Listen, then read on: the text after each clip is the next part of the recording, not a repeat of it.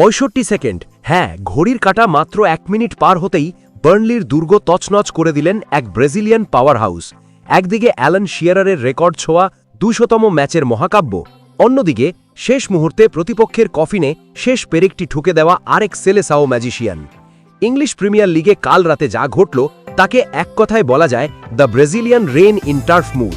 কিভাবে বার্নলিকে তাদেরই ঘরের মাঠে নাস্তানাবুদ করল নিউক্যাসেলের দুই ব্রাজিলিয়ান তারকা, সেই অবিশ্বাস্য গল্পের বিস্তারিত থাকছে আজকের ভিডিওতে।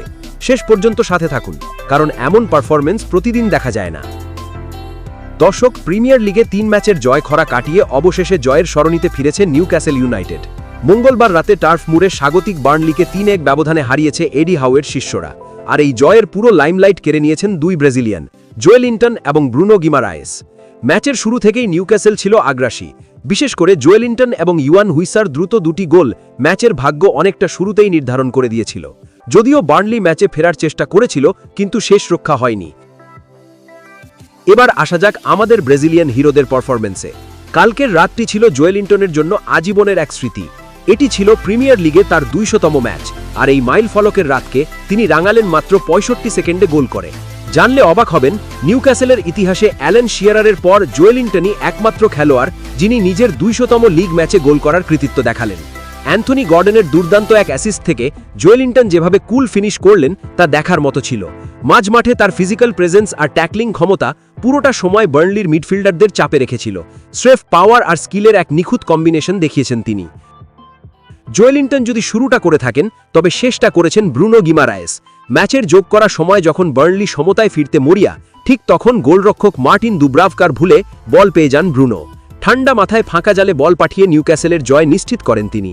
পুরো ম্যাচে ব্রুনোর ভূমিকা ছিল একজন কন্ডাক্টরের মতো, মাঝমাঠ থেকে বল নিয়ে আক্রমণে যাওয়া এবং ছোট ছোট পাসে প্রতিপক্ষের ডিফেন্স ভেঙে ফেলার কাজটা তিনি করেছেন নিখুঁতভাবে।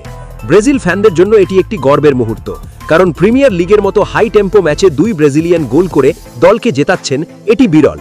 শুধু গোলই নয়, এই ম্যাচে নিউক্যাসেলের এক্সপেক্টেড গোল বা XG ছিল 2.01, যার বড় একটা অংশ তৈরি হয়েছে এই দুই ব্রাজিলিয়ানের হাত ধরে। বিশেষ করে ইওয়ান হুইসার করা দ্বিতীয় গোলটিতেও মিডফিল্ড থেকে বলের যোগান দেওয়ার ক্ষেত্রে তাদের ভূমিকা ছিল অনবদ্য। বার্নলি কোচ স্কট পার্কারের দল শেষ দিকে চেপে ধরলেও ব্রুনো এবং জোয়েলিন্টনের অভিজ্ঞতা নিউক্যাসেলকে বিপদমুক্ত রাখে। এই জয়ে নিউক্যাসেল শুধু 3 পয়েন্টই পেল না, বরং তাদের ব্রাজিলিয়ান কোরের শক্তিমত্তাও জানান দিল। তো ব্রাজিল ফ্যানরা, জোয়েলিন্টন এবং ব্রুনো গিমারায়েসের এই যুগলবন্দি আপনাদের কেমন লেগেছে? আপনারা কি মনে করেন এই জুটিই মারে নিউক্যাসেলকে চ্যাম্পিয়ন্স লিগের দৌড়ে ফিরিয়ে আনতে? আপনার মূল্যবান মতামত কমেন্ট করে আমাদের জানান। ভিডিওটি ভালো লাগলে লাইক দিন এবং ফুটবলের এমন সব ইনডেপথ অ্যানালিসিস পেতে আমাদের চ্যানেলটি সাবস্ক্রাইব করে রাখুন। আজ এখানেই বিদায় নিচ্ছি, দেখা হবে পরের ভিডিওতে। আল্লাহ হাফেজ।